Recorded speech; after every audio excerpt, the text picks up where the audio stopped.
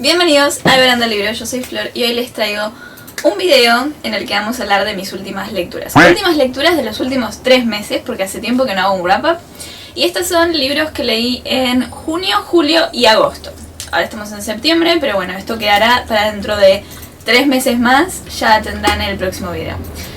Leí bastante. Hay meses que leí más y hay meses que leí menos, pero fueron meses de buenas lecturas dentro de todo, así que bien. Venía de malas rachas de lectura y ahora como que encontré mi camino de qué es lo que tengo que leer para que me guste, así que bien. Empezamos con el mes de junio. Bueno, yo empecé el mes de junio, que ya ni me acuerdo cómo me sentía en su momento. Igual haciendo los efectos especiales. Perdón. La verdad ni me acuerdo cómo empecé el mes, pero sí me acuerdo que quería leer lecturas así ligeras, rápidas y leer bastante porque venía de meses de no leer mucho. Entonces decidí buscar novelas gráficas, que saben que se leen al toque, y me leí 4 novelas gráficas en un fin de semana. Así que bueno, estuvo bien. La primera fue Mooncakes, que a Mooncakes yo le di 3 estrellas.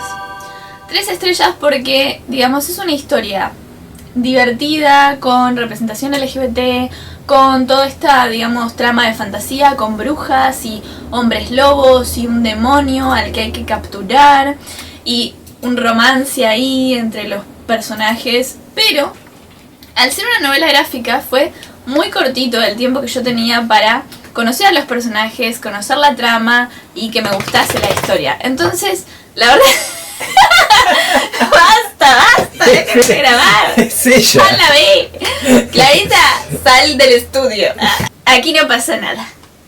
Bueno, cuestión, la trama no es que dejó que desear, pero siento que al ser una novela gráfica, y obviamente no va a ser una novela gráfica de 9000 páginas, va a ser una novela gráfica de 200, 300 páginas, que son puros dibujos, que claramente es una historia que estaba bien, que es entretenida, que estaba interesante, pero que no me llevó a enganchar y no es un libro que recuerde o que se me haga memorable o que tuviera algo más con lo cual ponerle más estrellas o decir sí, es un libro que les recomiendo, porque lo cierto es que al ser una novela gráfica me la leí en un par de horas y ya está. Les puedo decir que estuvo buena y nada más. La siguiente también es una novela gráfica, son 3 volúmenes. Que es The T-Dragon Society, y a esa serie de libros sí le di 4 estrellas.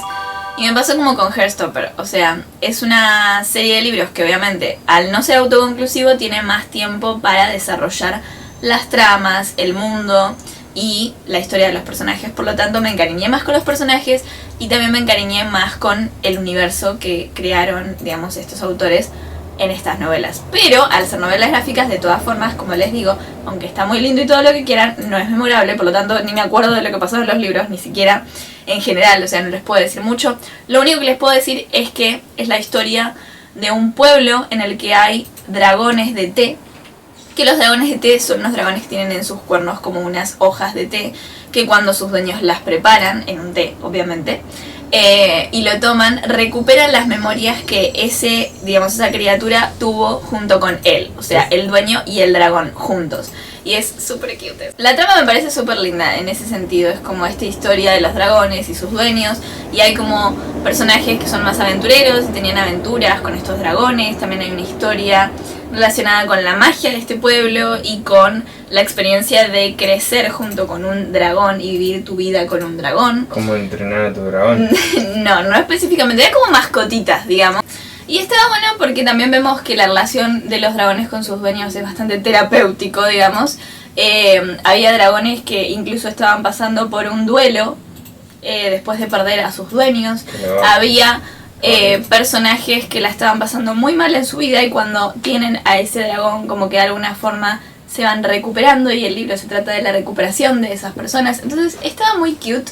Yo leí 4 estrellas, se los recomiendo mucho para empezar a leer novelas gráficas, en especial porque las ilustraciones son hermosas, se lee súper rápido y es mucho más memorable o más lindo o más, digamos, como que realmente te deja algo, más que otras novelas gráficas que quizás simplemente son entretenidas, como en el caso de Mooncakes. Bueno, el mes siguió con En Llamas, que en el wrap-up anterior yo les había dicho que había empezado a leer Los Juegos del Hambre y Me había gustado mucho, pero no leí En Llamas hasta el mes siguiente. O sea, yo leí un libro por mes prácticamente. Hace poco terminé la trilogía y el libro que viene después de la trilogía. Me gustó en general la saga, o sea, en general me gustó mucho, pero En Llamas siento que decayó bastante. Yo leí 4 estrellas y media porque fue como, bueno, es el segundo libro de un libro que me encantó, entonces sí tuve que ponerle como esas 4 estrellas y algo, pero en realidad como libro solo no me gustó mucho, digamos. ¿Por qué? No tenemos la acción y la aventura y digamos la adrenalina que te da los Juegos del Hambre. Tampoco se explayaron mucho en la historia, digamos, la trama personal de los personajes que ya conocíamos. Los personajes secundarios que presentaron, digamos que casi no pude empatizar con ellos. Los conocíamos, pero se hablaba como muy esquemáticamente de ellos, como bueno, es esta persona, viene de este lugar, es así, su personalidad es así, alguna que otra escena con ellos y nada más. Y al tiempo se morían, desaparecían o no nos importaban más. Entonces yo siento que sí, con la película de En Llamas empaticé mucho más con esos personajes y tuvieron mucho más protagonismo que en el libro. Por lo tanto creo que ese es un punto para la película más que para el libro. Y en el caso de la trama, así como de la saga, o sea de la trilogía en general, siento que la autora se centró en explicar cuál era, digamos, el punto, el objetivo de la saga y se olvidó de todas las demás cosas que tienen que ver con leer el libro y que sea entretenido y que sea enganchable y que tenga que ver con lo que estaba transcurriendo en ese momento. O sea, más que nada nos hablaron de toda esta conspiración que había de fondo por el Capitolio y por lo que pasaba fuera de los Juegos del Hambre. Y no nos mostraron mucho del romance o de la identidad de estos personajes o de sus conflictos internos. Y eso siento que hizo que la historia decayera un poco. Y además el final como que quedó medio raro. El siguiente libro que leí en junio fue Historias casi ciertas. Es una novela que llegó a mí por la colaboración con Creativa Servicios, con un autor argentino. En este caso es una antología de relatos de terror, paranormales, que mezclan bastante lo cotidiano con cosas bastante raras y estaban bastante originales. O sea, estuvo bien dentro de toda la mayoría de los cuentos. Algunos sí sentí que no eran lo mejor o que eran muy simples, digamos. Pero todos se entendían, estaban bien escritos, eran entretenidos, están ambientados en Argentina en los 80s. Entonces, bueno, la mayoría está muy bien. Me gustó bastante, creo que leí, no sé si lo dije, 3 estrellas y media. Y lo siguiente que leí, porque esto fue como una historia así como transición, porque es una antología súper cortita, fácil de leer.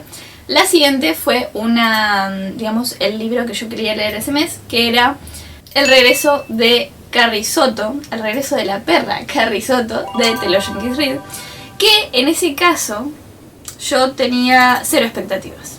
O sea, yo quería leer el libro porque era Taylor Jenkins Reid y era el libro que yo quería leer ese mes. O sea, yo me lo había puesto como que lo iba a leer ese mes porque tenía muchas ganas de leer algo de esta autora y no quería ir con lo típico de esta autora.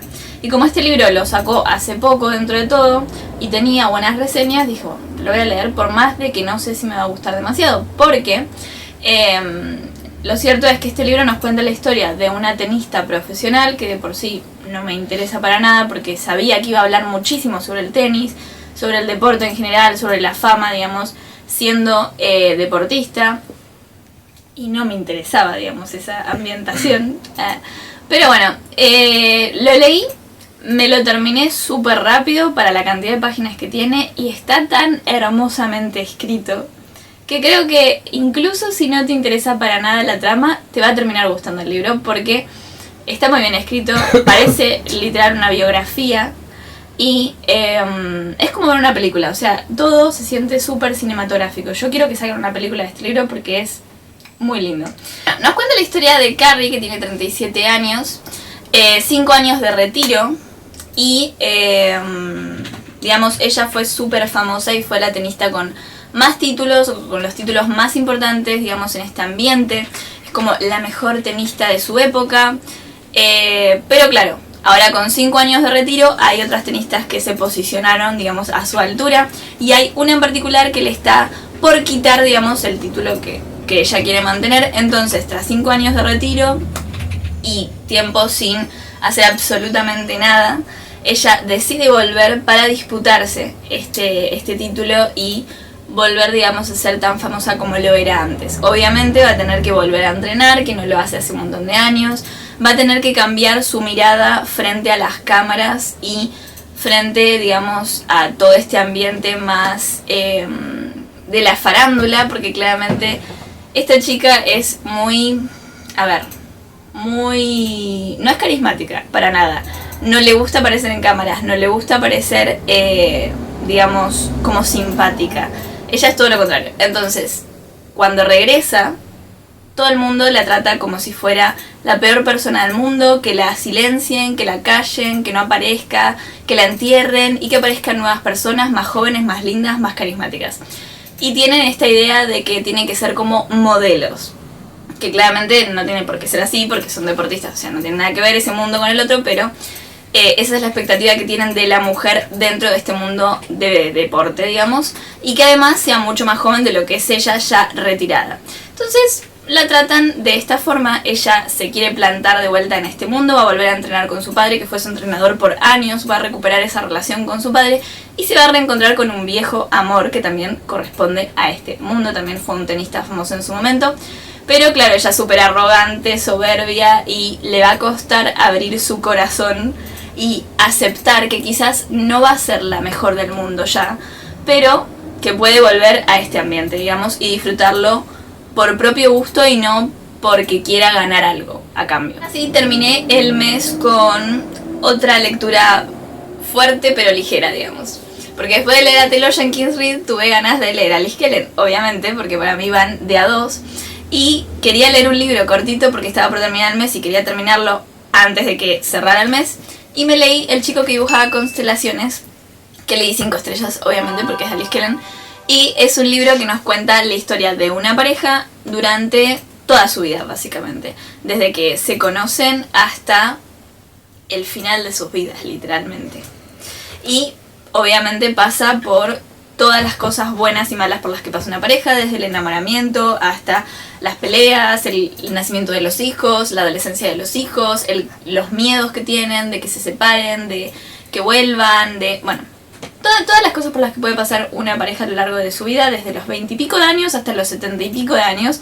Y es un libro súper cortito, la verdad, o sea, tiene como, no llega a las 300 páginas, y así todo te hace sentir tantas cosas, y es tan realista, y tan normal, y tan cotidiano, pero es lindo y a la vez te destruye el alma, como cualquier libro de Alice Kellen. Así que tienen que leerlo. Es un libro que recomiendo mucho para leer por primera vez a Alice Kellen después de otras lecturas que tuve que eran más pesadas. Este, en particular, es un drama y un romance que es no ligero, pero que muestra a la perfección cómo es la pluma de esta autora. Ahora sí, empezamos julio con La teoría del amor de Ali Hazelwood, que como ya lo saben porque lo dije en todas mis redes sociales, este libro me gustó muchísimo más que los anteriores de la autora, y ustedes saben que siempre no hablo mal de Ali Hazelwood, pero sus historias no me llaman la atención como sé que le llaman a tanta gente porque tiene tanto hype lo que escribe, por las escenas spicy, por los personajes que son así como super grumpy, sunshine, y como con esta relación de rivals to lovers o enemies to lovers, y entiendo por qué les gusta y con todo este cliché y con su forma de escribir y que sea ligero, rápido,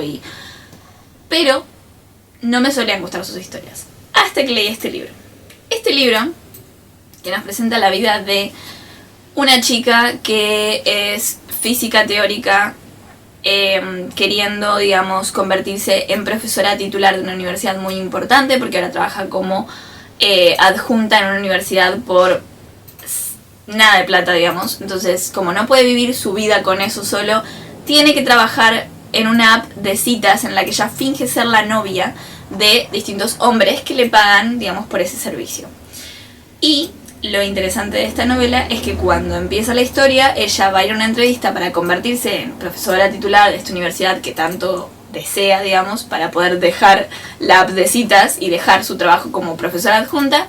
Pero cuando llega a la entrevista se da cuenta de que una de las personas que va a decidir su futuro es uno de sus enemigos mortales, que es el hermano de uno de sus clientes. Un cliente que tiene hace un par de meses, y bueno, en una de estas salidas, de todas estas salidas que tuvo fingiendo ser su novia, conoce a este chico y le cae súper mal.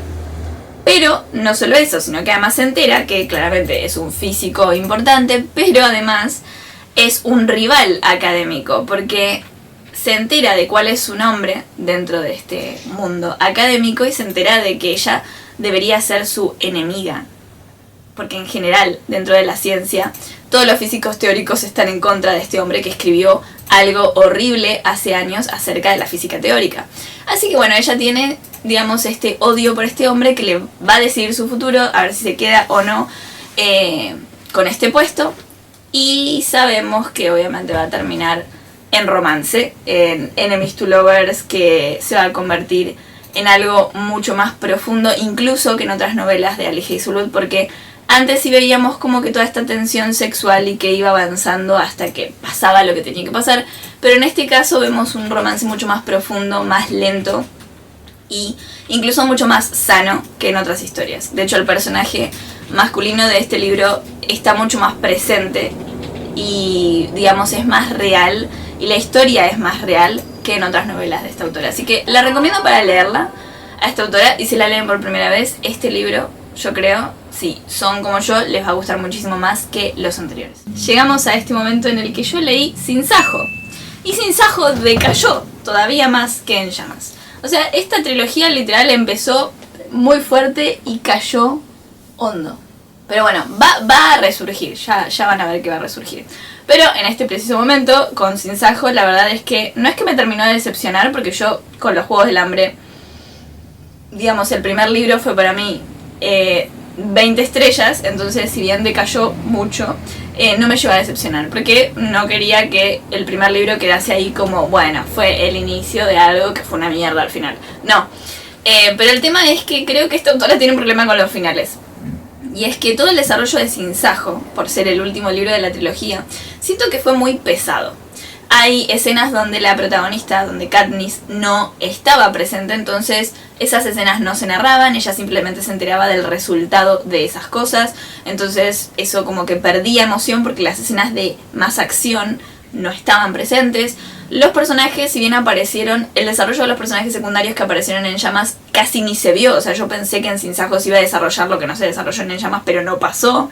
Todo el tema de que Pita no estaba ya en el libro, digamos, no aparecía, me descolocó mucho porque, si bien yo sabía que pasaba eso por las películas, como que tampoco se resolvió esa trama al final. Siento que todas las tramas, incluso el romance, todo, digamos, todas las tramas se cerraron muy así nomás y muy abiertas de todas formas. O sea, se cerró pero como con un punto y coma, porque no sabemos si va a terminar bien, si va a terminar mal, qué va a pasar con ellos, cuál es el futuro.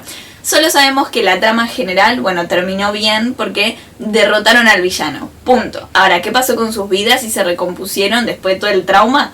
No lo sabemos, no tenemos ni idea. Entonces sí, no me gustó ese final, fue muy abrupto incluso el final, incluso ese momento final en el que derrotan al villano para mí fue como, listo, pasar página y creer que iba a haber más para leer y no había más. Ahora seguimos con un libro que sí me gustó mucho y remontó bastante las lecturas que venía teniendo en ese mes, y también fue una colaboración con Creativa Servicios de ese mes, justamente el mes anterior había sido Historias Casi Ciertas, en este caso fue el primer libro de una biología, si no tengo mal entendido. Es de fantasía. Fantasía así como oscura. No fantasía como tal, sino más realismo mágico, digamos. Muy entretenido. Se llama Las Voces del Bosque. Es una novela de una autora argentina, como ya dije. Ambientada en un pueblo donde pasan cosas extrañas. Donde hay muchas leyendas. En especial relacionadas con un bosque donde hay magia y donde pasan cosas raras y que es muy peligroso y que nadie puede entrar solo porque es muy arriesgado, obviamente.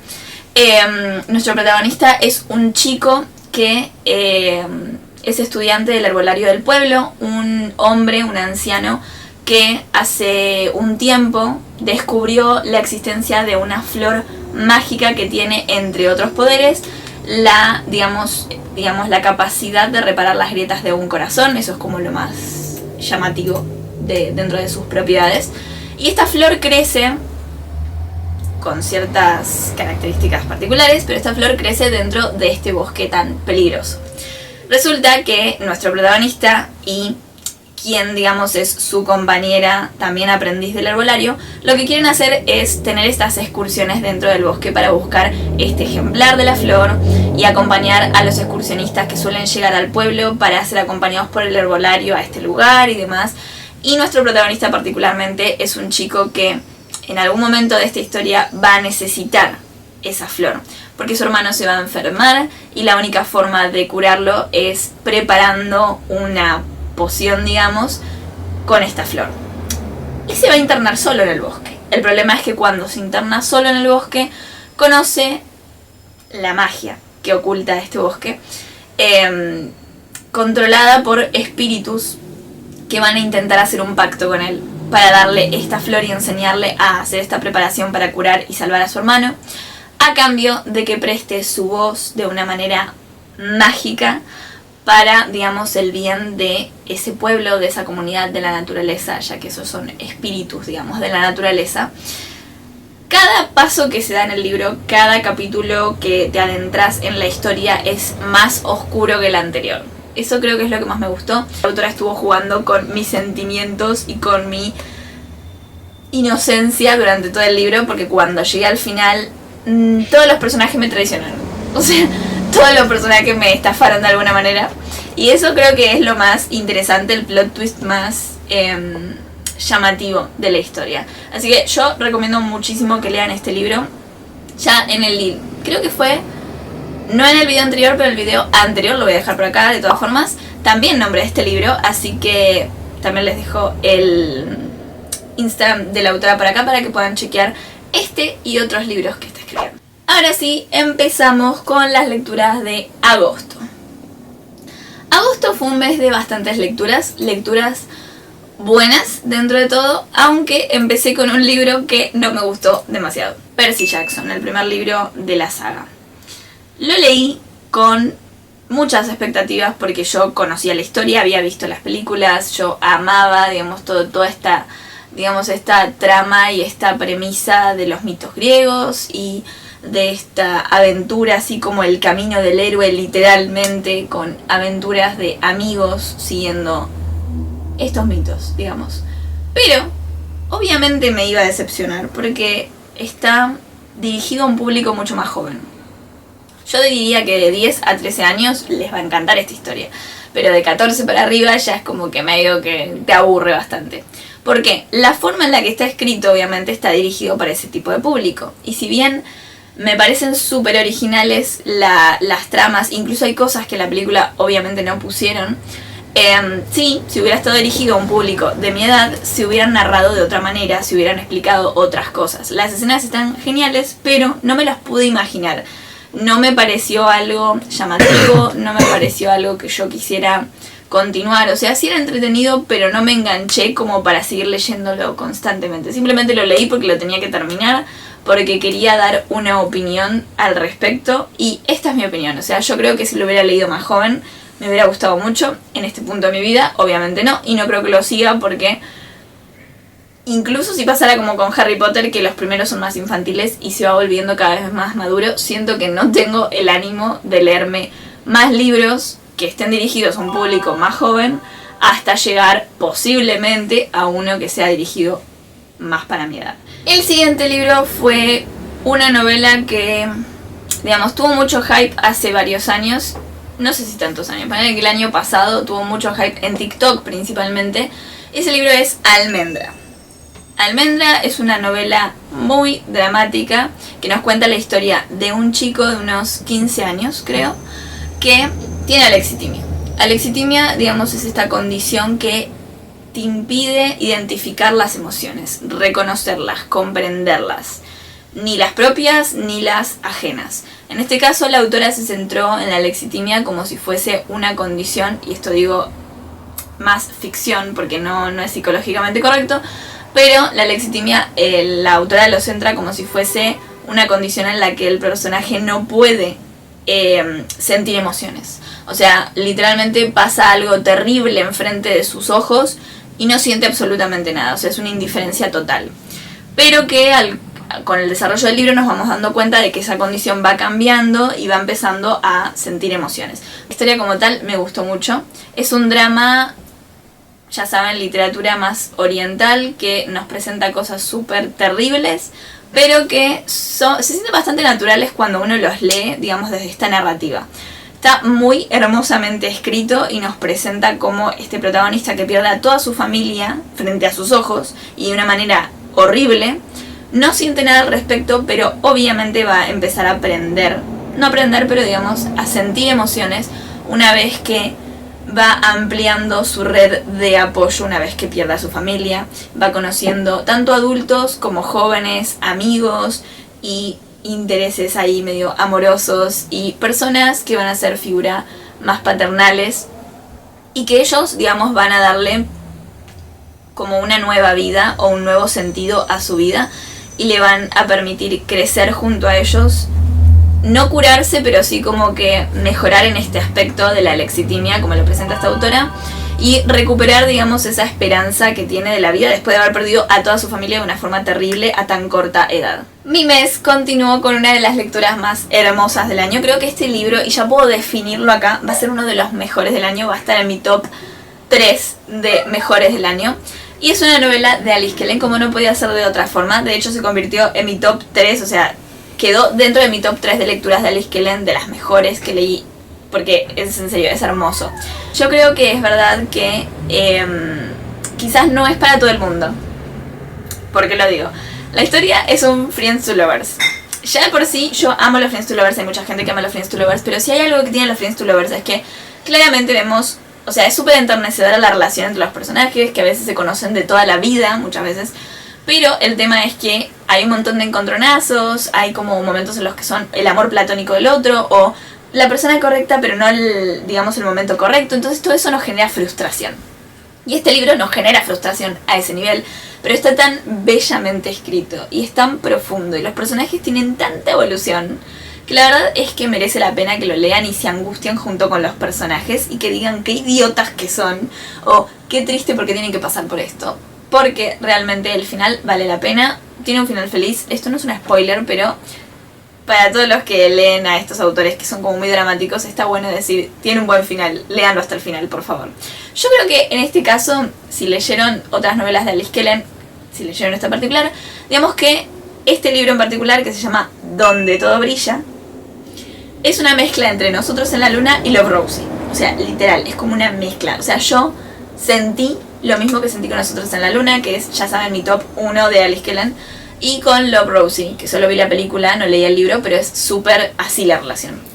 Donde todo brilla nos cuenta la historia de Nikki y River, dos amigos que se conocen desde toda la vida, o sea, literalmente nacieron el mismo día, con minutos de diferencia creo, crecieron juntos, sus familias son amigas, crecieron en el mismo pueblo chiquito donde no pasa nada, y vamos viendo cómo su relación va evolucionando desde su infancia hasta que ya son adultos. Y vamos viendo también estos momentos en los que se confunden con sus sentimientos, cada uno tiene experiencias diferentes, sus caminos se separan pero se vuelven a unir repetidas veces, tienen dificultades, tienen diferencias, pero también tienen muchas cosas en común. Y hay momentos en los que son mejores amigos, y hay momentos donde son extraños, y hay momentos donde son mucho más que eso.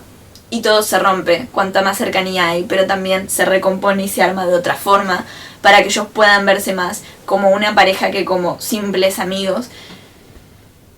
Te hace sentir de todo este libro y es por eso que se los recomiendo muchísimo para leer a esta autora. Es un libro de esos que se leen de un autor y uno dice, listo, quiero leer todo lo que haya escrito este autor. Y sí, no es el primer libro que leo de Alice Kellen, pero este libro me hizo recordar porque empecé a leerla en primer lugar, y es que yo empecé a leerla con Nosotros en la Luna y les digo que este libro es como Los Otros en la Luna, así que si les gusta Nosotros en la Luna, léanse este libro. Y si no lo hicieron, léanse el lugar, porque es uno de los más hermosos que tiene esta autora. Y ahora sí pasamos a un libro que me destruyó el alma, jugó conmigo, también me enamoró, me enganchó desde el principio hasta el final y literalmente fue muy adictivo.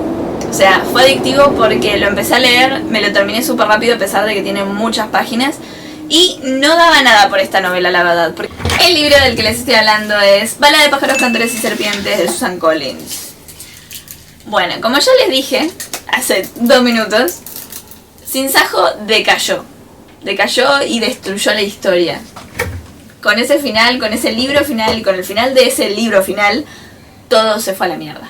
Pero con Balada de pájaros, cantores y serpientes, que salió muchos años después y que nos cuenta, digamos, una especie de spin-off, precuela de esta trilogía, la verdad es que hizo todo bien. Sí, hay gente que critica el final y yo voy a criticarlo igual un poco al final, pero de todas formas creo que funcionó con esta historia y es por eso que lo amé tanto. Pero no les puedo explicar lo adictivo que fue y lo mucho que me gustó y las ganas que tenía de hablar de este libro con todo el mundo, porque para mí es la guía perfecta para crear un villano. O sea, así lo dije en Instagram y así lo digo acá porque es así. Este libro en especial nos presenta la historia de Coriolanus Snow. Es la historia de su juventud y de cómo se convirtió en el villano de los Juegos del Hambre. Pero lo vemos desde antes de ser un villano, cuando era un joven más que estudiaba en la academia, que es, digamos, la escuela, digamos, donde aprenden la gente del Capitolio antes de irse a la universidad y estudiar una carrera. Bueno, Coriolanus Snow estudiaba en la academia y era huérfano. Vivía con su abuela y con su prima. Y estaban ahí en una casita a la que apenas podían, digamos, solventar su vida. No tenían casi nada, pero fingían que seguían teniendo el mismo estatus que antes. Y él se vestía con ropa vieja, pero la super cuidaba y casi no comían nada. O sea, él sabía perfectamente lo que era la pobreza, porque después de la guerra y de que sus padres murieran, se quedó sin nada.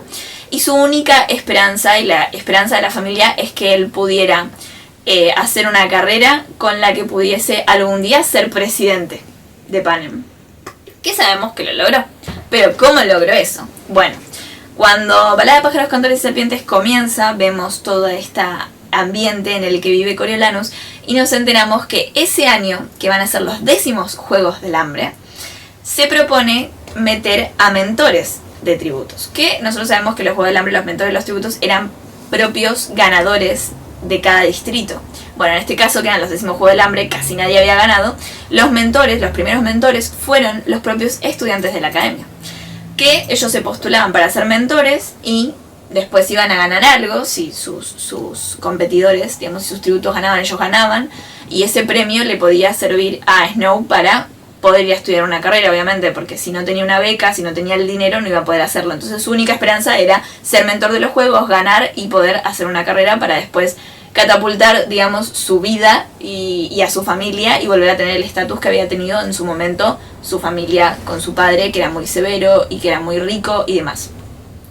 Entonces, en este 10º Juego del Hambre, donde los estudiantes son mentores de distintos tributos, a Snow le toca ser el mentor de la chica del distrito 12, o sea, literal, lo más bajo de lo más bajo.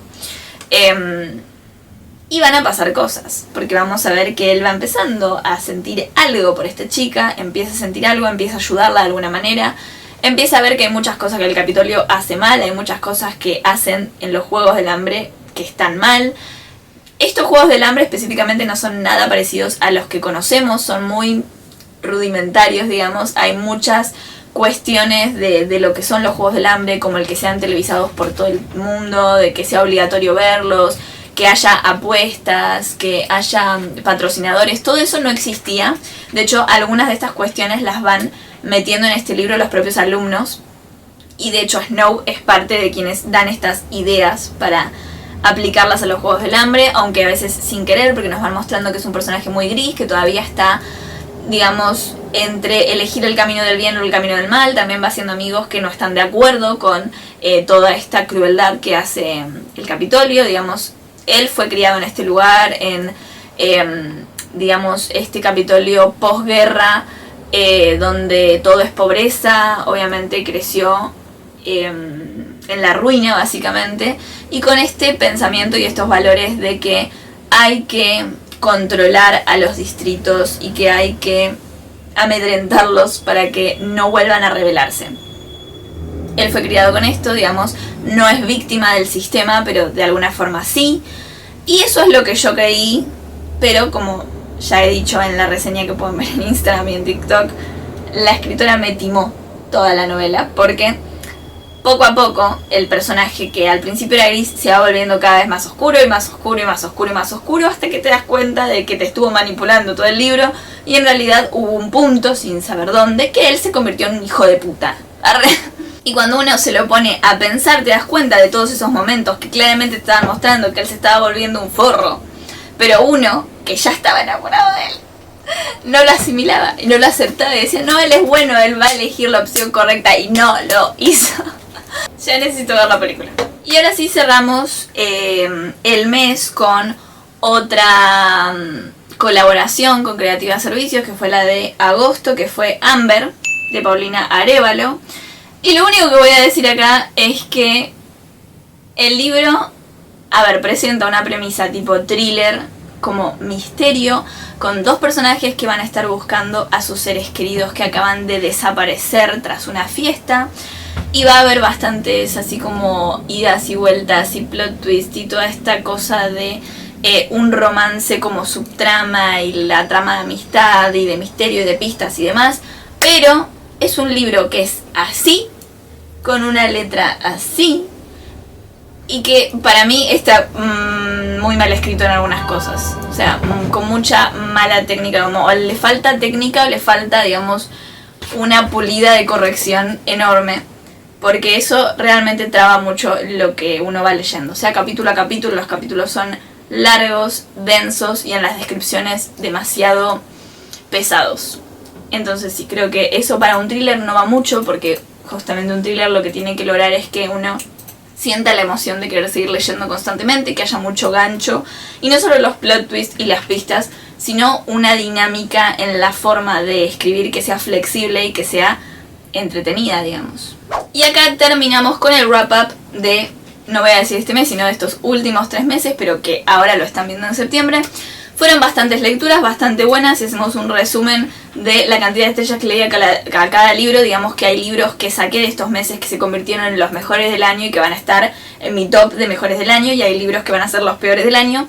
Entonces sí creo que estos meses fueron claves, fueron como los meses del medio del año, fueron como los más densos y los más importantes en cuanto a lecturas. Espero que les haya gustado el video. Recuerden comentar, dar like, compartir, suscribirse acá en YouTube y obviamente en mis otras redes sociales. Nos vemos la semana que viene, no sé qué les voy a traer, pero ya se los voy a decir en mis otras redes, así que vayan a seguirme para ver qué es lo que voy a subir la siguiente semana. ¡Chao!